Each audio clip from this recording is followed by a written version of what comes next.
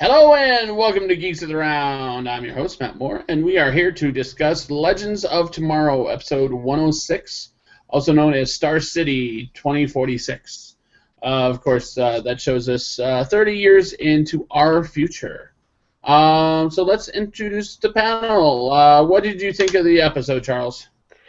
I thought it was pretty good, actually. I thought it was probably the best episode of the season so far, and I'm going to go ahead and say it right now. I don't give a shit if anybody's going to be annoyed. I fucking called it. What did you call? That this new Green Arrow was going to be the son of John Diggle. Diggle Wiggle Jr., baby! No, you never said that. Yes, I did. I said it last hangout. Yes, I did. Yes, I did. It was my wild speculation. It was my wild speculation. Never said that. Yes, no, I did. I'm not giving you credit. I'm not giving you credit. Yes, I said that. And you were the one, I think you also said that he could be Connor Hall. Yeah, I figured, yeah. I don't know if I agreed, but I'm just giving you shit, Charles. Yes, but no, I called it, and yeah, I was like, wait a minute. Oh, okay. It was like, oh, shit, looks like me and Matt were both right. No, I don't remember if I agreed. I mean, it was definitely possible, but No. Yeah. You said that it was an interesting theory, but you also came up with your own theory saying that it could be a unique take on Connor Hawk. It was a unique take. Diggle Wiggle Jr. is in the house, and he's here to party in 2046. Yes, we have established that Diggle wiggled a little more than we know, and that's how we end up having a son instead of just a daughter. Diggle wiggled a lot of Jr. Yes. I'm actually kind of curious as to what happened to Sarah. What happened to Sarah was she died. Really? They didn't mention it. Well, no, they mentioned... Wait, are you talking about what happened to Sarah in this particular timeline? Yes. She disappeared, That remember? was clearly explained. She disappeared in 2016 and didn't come back. Her and Ray disappeared to go save the future. No, I'm not talking about Sarah Lance. I'm talking about John Diggle Jr.'s sister. The baby. Oh. Who will be in her 30s. Either she escaped with her life, or she gave up her life. But she wasn't part of that life. God damn, did you guys already forget that John Diggle's daughter is named Sarah Diggle? It doesn't matter what her name is. Who the She fuck is cares dead. about his daughter? Unless his daughter ends up becoming a superhero also, I don't think any of us are going to care about his fucking daughter. Oh, here we go. Well, Wild I speculation. care. Unless it's the future and we find out she's a hottie. Then we'll care. She's in Okay, a future episode that's kind of creepy, Legends of but Tomorrow still, known yeah. as the Black If Canary. it's 2046, bitch is like 35 years old. That's not creepy. All right, yeah. Dude, she's only a year old. So 31 years old. I'm she's sorry. only I didn't 31. And if she's Still not creepy. alive, she has become the Black Canary. God damn it, I hope not. That would be pretty fucking funny. As if they ended up going to like 2046, but they went to a different city, like Central City, and there's a fucking Black Canary running around. Come to find out that it's Sarah Diggle. That would be fucking hilarious. Diggle Wiggle got busy and created Junior. But no, but actually, if we're talking about following in your parents' footsteps, that would probably make Sarah Diggle head of Argus. Maybe. Yeah. I could What see Argus? that. I could definitely see that. Okay. I love this episode. I found it exciting, especially the reveal of Diggle Wiggle Jr. God damn it, you know what? I'm gonna get a notebook and I'm gonna put down a mark every time you say Diggle Wiggle. Oh, you got to start at like 30 because that's how many times you said it already. In just this hangout alone. Just this hang out alone, exactly. So they end up showing up to 2046. They end up finding a Green Lantern who isn't their Green Lantern. That Green Lantern is like shooting the fuck out of them. There are 6 of our folks, Mr. and Moore, one you're of having them. a moment by calling him the Green Lantern when he's technically the Green Arrow. Oh, I'm sorry, Green Arrow. Sorry, we've never had a Black Green Arrow before. We have had a Black Green Lantern. But there's always a first, and Diggle Wiggle Jr. was there. Okay, all right, that's 38 now. Who cares? Diggle Wiggle Jr. stole this show. 39. So, yes, Green Arrow shows up, starts shooting a fuckload of arrows. I never did understand how Green Arrow has that many fucking arrows in that quiver. This guy was just An endless supply. a bunch of them, and making these fucking superheroes run off when, you know, they could have easily just fucking knocked his shit out. Fucking Sarah alone could have just like walked up to him and bitch slapped his ass. Now, who had a problem with Deathstroke? I was actually hoping that it was. I had a problem with Deathstroke. I was horrible. hoping that it was going to be the return of Manu Bennett, but it turned out to be Slade Wilson's son Grant, and I got to say that guy was a fucking spoilt child. I mean, I did not like him at all. I thought it was terrible. Manu Bennett is actually busy. I didn't like Harry Osborn in the most recent Spider-Man movies. The same reason I don't fucking like what's his face as Lex Luthor in this upcoming Batman versus Superman. I'm tired of these millennial fucking emo bitches as your bad guys. Emo, bitches. And Jesse Eisenberg, I like in a lot of things. I really do. But not as fucking Lex Luthor. Come on, man. But he's Lex Luthor Jr. Oh, God, I hope not. Yeah, He is. He's Alexander Luthor. He's Jr. Then let me guess. Bryan Cranston is Lex Luthor Sr. No, they just most likely think he's dead. He's taking over for his father. I was making a joke, Lou. Hey, don't get me wrong. Diggle Wiggle Jr.'s around. 42 this time around. I haven't had to do this for a while. I blocked Lou for a little bit. You're on timeout. Yeah, sit in your corner. Yes.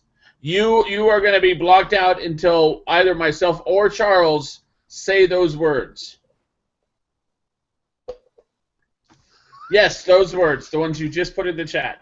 Yes, the words that I am totally not going to say. So, where were we? All right, so yeah, basically any one of them could have fucking knocked him out. Yes, we know that Green Arrow is a good guy, but you know what? Fucking make a wall of ice, or, you know, shoot some fucking fire in his direction to where he has to take cover. Some shit. Do something like that instead of fucking, instead of doing, and instead of letting Diggle Wiggle Jr. shoot at you. There, I'm bringing you in, Lou. Am I right? I mean, seriously, why were they just fucking hiding and not doing shit? Because they didn't want to hurt him. Confused. They didn't want to hurt him. They knew if they did everything that they were going to do, they could have easily have hurt him, and they did not want to do that. They wanted to talk to him. I want to see this happen, and I think it would have been awesome in this fight. I want fucking Heatwave to shoot fire above someone's head, and then I want to see Captain Cold shoot ice above that same person's head, and I want there to be rain because of it. Well, no, we already know what happens when they cross the streams. When they cross streams at each other. That's if they're pointed directly at each other. What I'm saying is both shoots that way. Oh. Where the beams touch, but they're not aimed at each other's guns. See, a better analogy would have been Heatwave shoots up, Captain Cold shoots down, that bitch ain't got nowhere to go. All right, that makes no sense. He can't run or jump, because if he goes to run, he's slipping and sliding. And if he goes to jump, he's burning off his hair. With this fucking bow, which is all he was doing. He wasn't running and jumping, he was fucking shooting. No, he was running and jumping and shooting. But let's see. Yeah, we had the worst bad guy that we've seen in a while, Grant Wilson. Oh, no. Don't forget about the other dipshit that comes out with the fur coat. Oh yeah, the leader of the gang. Yeah, the nameless criminal number 1. Yeah, who gives a shit about him? He took a blast. That was funny. Yes, he did. It was funny, but then after that, he was no longer relevant, so I don't care. And Heatwave got a girl. And he He was got happy. he got like at least 2 girls. Oh man, this episode touched on a lot of fun things, and this was more of a Sarah-driven episode. Yeah. Kind of, yeah. It was It was What fun else? where We they had did. Heatwave taking over the gang, but then Captain Cold being like, "No, bitch, you don't get to take over a gang." And And then it their makes me wonder. dynamic was fun. I just realized something. If this is an alternate timeline that can be changed, if they had left Heatwave there, let's say Captain Cold and Heatwave stayed. Let's pretend. Then everyone else went back into the past and changed that timeline and made it to where that timeline didn't exist. Would that erase Captain Cold and Heatwave? Interesting. We'll never Maybe know. that it's possible that maybe Captain Cold had that in mind and he just didn't voice it. And if so, he should have fucking voiced it. Yeah, he could have voiced it, but I don't think Heatwave would have listened either way. He Like- just liked the fact that this is a town that we can rule. There's nothing but criminals here. It's like, yeah, we can take over this time, but you know, in like maybe a couple months of our compatriots' time, this timeline does not exist. So literally everything that is happening right now will never happen. You'll never take over this gang because this timeline won't exist. You'll never become in charge. Yeah, none of this shit's gonna happen. All we're doing is putting ourselves at risk, and for absolutely no reward. I was actually surprised by how Captain Cold was reacting in this episode. I mean, it didn't particularly feel out of character, but I thought it was awesome regardless. Well, and that's kind of the thing here is they have a weird dynamic between Heatwave and Captain Cold. Is Captain Cold is extremely loyal to Heatwave, and he expects Heatwave to be extremely loyal back in return. But in this particular case, Heatwave is all like, you know what, I want to do my own thing, which drug Captain Cold with him because of the fact that Captain Cold wants to make sure that his friend is okay. But that almost, even though Captain Cold is obviously kind of the leader type, that almost puts Captain Cold indentured to Heatwave. It's like Chewbacca and Han Solo. Like, Han Solo saved Chewbacca's life, and now Chewbacca has this debt to him. It's called a Wookiee life debt. That's what it's called. Yes, but it's not slavery. It is like a life friendship. It is, I don't know. It's just weird. But to anyone involved, it looks like slavery. Like Heatwave's all like, no, I'm going to do this, and Captain Cold has a loyalty as such that he's going to follow. I don't know. But then that loyalty went away, and he knocked Heatwave the fuck out. Because Yep. he's all like, you're being stupid. Yep. I did like that prison cell, though. That was a pretty awesome prison cell. Yep, with the whole force field and everything. Yeah, and you just open it with a wave of your fucking hand from the outside. Oh god, you guys are gonna hate me, and I'm probably gonna be blocked from the hangout for a few minutes because of this. That reminded. All right, so we skipped that, and we went straight to anything else. If he warns us that we're going to block him, we're probably going to block him, so I just took care of it right away. You know, even in time traveling aspects, Ray Palmer can't get a girlfriend. I was talking about the door being like Stargate Atlantis. Fuck you. I mean, dude, can't even pick up a chick with issues. Well, from what see, those scenes were awkward, and I did the one thing that you guys hate when I do is that I actually fast forwarded through those scenes. Why are they awkward, dude? They're awkward. Just a man and a woman speaking. But from what I got from when Jackson and Stein were talking is that Palmer did not look at Kendra in that way. At least at first. Yeah. But then when Stein decided to be the idiot for a change and say something, that put him down the path of saying like, "Hey, you want to hang out?" Yeah, it's just. All right, dude. Rip Hunter has an extensive vinyl collection. Well, maybe he's retro. This is actually leading into why I'm really starting to dislike the show. Uh-oh. We have Stein. Stein in every single fucking episode is everyone's father. Then we have his counterpart. Help me here, not Jack. Rip? No, his counterpart. The other part of Jackson? Yes. So I was close.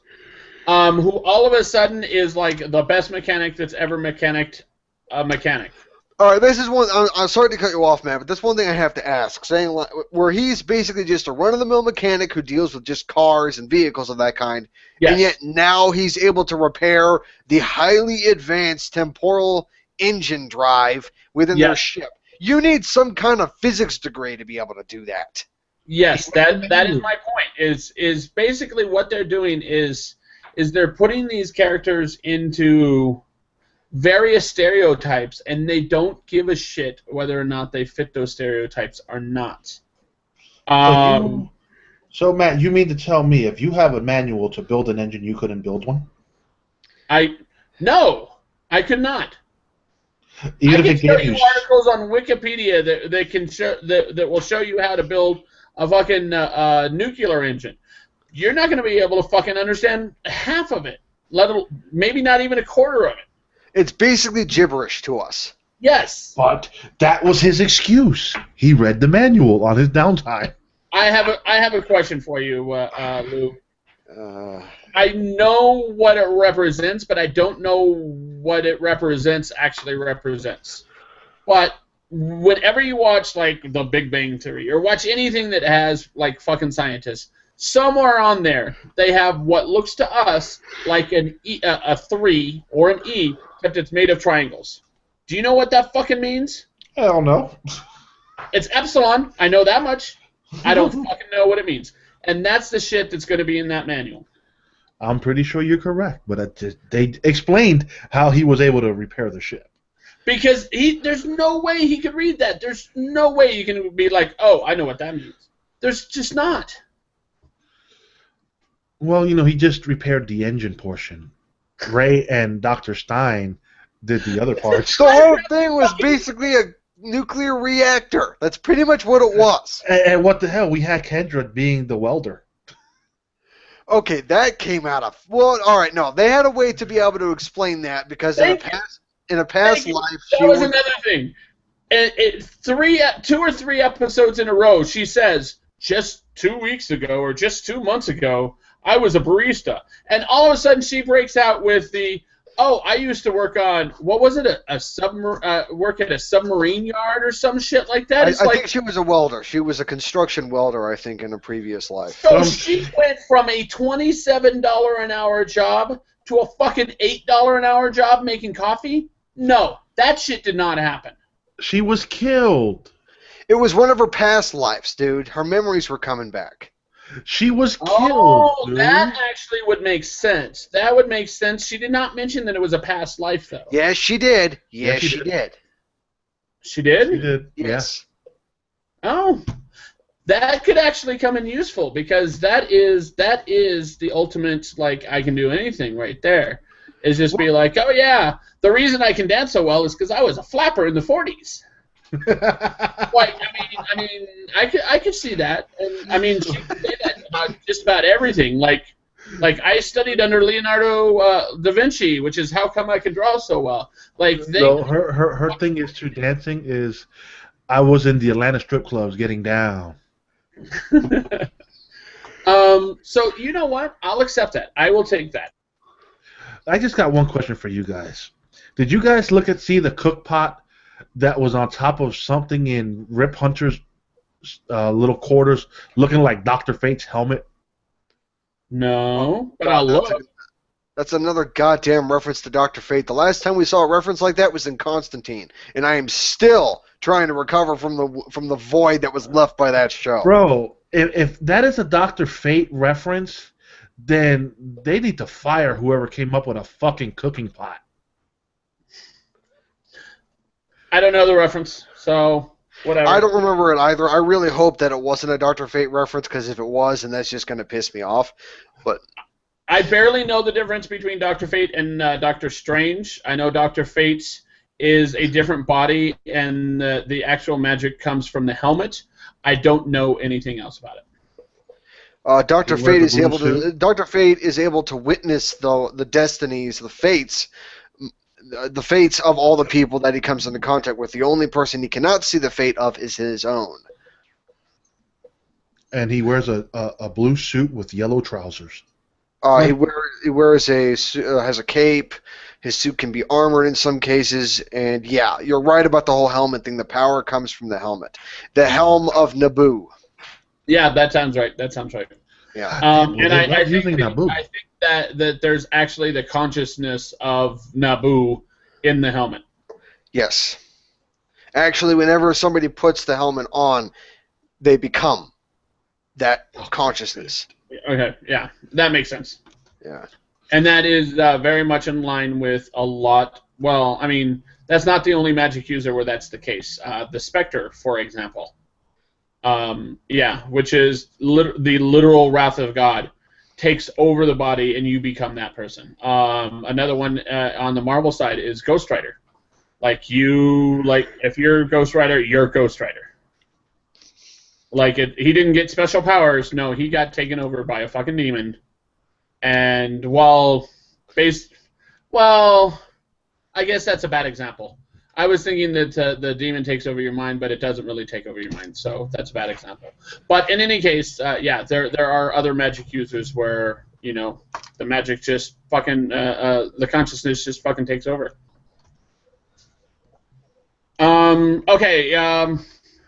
Did we like Green Arrow's arm? Yeah. Yes, I thought it was pretty cool, yeah.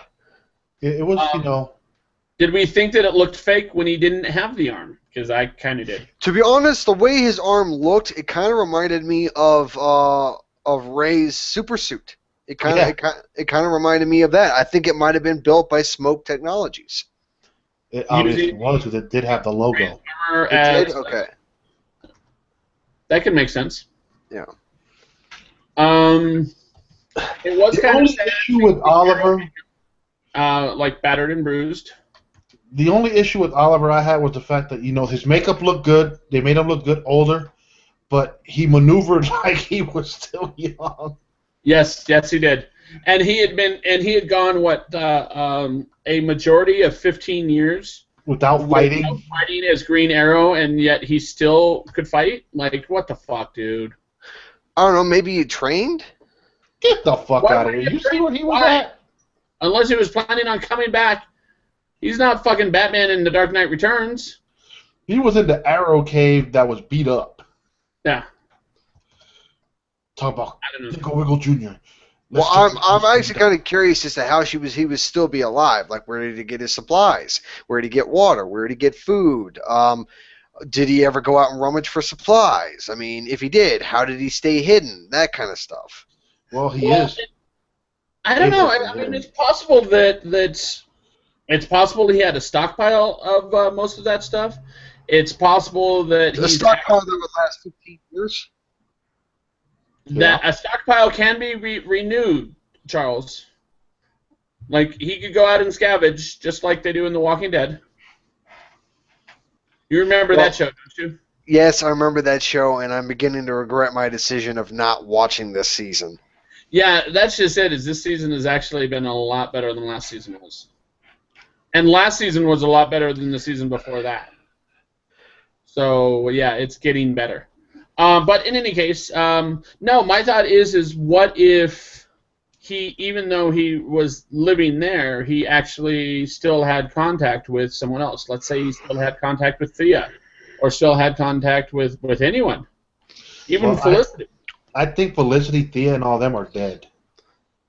The way he was making the No, scene. he had mentioned Felicity and saying that she had left when the uprising happened. So she's probably not dead. She's probably just away from the city. She's probably. Well, then she's a bad wife. I don't even think that they're still married in this future. Well, she's a bad friend. I don't even know if they're still friends. I think they might have had a falling out at some point because the way that he was talking goddamn it, about she's her, just bad. the way he was talking about her kind of got a sense of regret in his voice. So they must have had some sort of falling out. Well, we know what happened to Jacob made Rickle. fun of my Felicity. Okay. Matt, would you like a box of tissues? I can recommend a very good brand. Diggle Wiggle. I'm sure you can. It's nice and soft and cushiony and very absorbent, I'm sure. I'm sure you recommend a box of tissues for yeah. Thanks for the compliment, Matt. Yeah, go fuck yourself. You're the one who started it. I mean, I just made the obvious joke. Is there anything else we want to talk about on this? Nope. Let's see. Other than Rip being an idiot again. Every single fucking episode. You don't get to use that card with me. Really? You kind of brought it on yourself, you jackass. And the sad thing is, Rip can't die. I really like Arthur Davil from Doctor Who, but I'm really, really disliking his character in this show. I mean, really, truly. And which kind of sucks, because, I mean, what little I saw of Rip Hunter in the comics, and I haven't seen a lot, but what I have seen, he's fucking awesome. Maybe if he could get past his own whininess and his own ego, maybe he gets better. Maybe. And maybe this is, I mean, we ended up having a story a couple episodes where Stein ends up meeting his younger self, and that guy was an asshole, basically. What if that is what's going on here? Maybe Rip Hunter, as a young guy, is kind of a dick, kind of an asshole, doesn't know what the fuck he's doing, so as he gets older, he learns from his mistakes and becomes the awesome person that he is in the comics. Could be. But like Stein said to Jefferson, confidence. Remember my younger self? I was quite the ladies' man. Oh, my goodness. All right, do we have anything else before we go into wild speculation? Nope. Do we have any wild speculation? My wild speculation, actually, I hope this plans out because the way they lined it up, I hope the season 5 villain of Arrow is Slade Wilson's son, just not that actor. No. Season 5 villain. It can't be Slade Wilson's son, because if it was, he would be basically either an infant or he would be a very young kid. Did you hear what Oliver said? What they said? The uprising started in 2016. Nope. Uprising started 15 years previous. So it started in 2031. Okay, my bad. So what? Bring his ass in. No, we're probably not going to see Grant Wilson again. Not in Legends of Tomorrow, and definitely not in Arrow. I hope not. I hope not. That actor. Somebody who could actually act. Do we have any other wild speculation? No, because next week looks boring. I don't even remember what the preview said that next week's going to be. The ship gets marooned. Where? I think the ship breaks down. That was what Star City 2046 was about. The next one is called Marooned, and I think they're marooned in space. That the ship breaks down. Oh, yeah, they're marooned in space. I don't know exactly how that works. I actually have the description here, and if you don't want to know, since we're wrapping up, you can in the Hangout. But if you do want to know, after receiving a distress call from another time ship stranded in space, Rip decides to answer the call in order to use the other ship's computer to track Savage. The team is suspicious and warns him that this could be a trap, but he moves forward with his plan. Ultimately, the team was right, and they have to battle time pirates. With most of the team captured, it is up to Professor Stein, huge surprise, to rescue them all. In other words, Rip is an idiot again. Dun, dun, dum. Welcome to the Rip Hunter Dumb Show. Has there been a single episode where Rip Hunter does not make a stupid mistake for the entire team, and that is what what makes it to where they're in danger? Seriously, he Nope. is. If this show were Gilligan's Island, he would be Gilligan. Yes, Skipper. It's Yeah, fucking it's been so long since I watched that show, so. Gilligan, every time that they had a plan to get off the island, anytime that they had a plan to do anything, Gilligan would end up being like, oh, okay, you do that, and I'm going to go do this, and oh, look, I fucked up your plans. But I remember that the show eventually went to a point where they basically turned the island into an island resort. That was in the movies and does not count. What was it, the movies, not the TV show? Okay. Yes, Gilligan's Island had 2, maybe 3 movies after. With the same cast?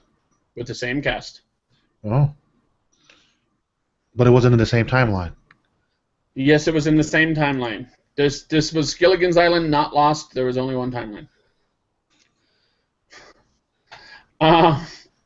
All right, so let's wrap everything up because I have no wild speculation. I want to thank everyone for watching. Check us out at geekstotheround.com, youtube.com/geekstotheround. Check us out on various social networks such as Google+, Twitter, and Facebook at Geeks to the Round, or give us a call at 801-609-4687. That's 801-609-48 GOTR. Now I'm forgetting my own stuff. And lastly, you can also send us an email at geekstotheround@gmail.com. And I want to thank everyone for watching, and we'll see you next time. Bye. Bye-bye.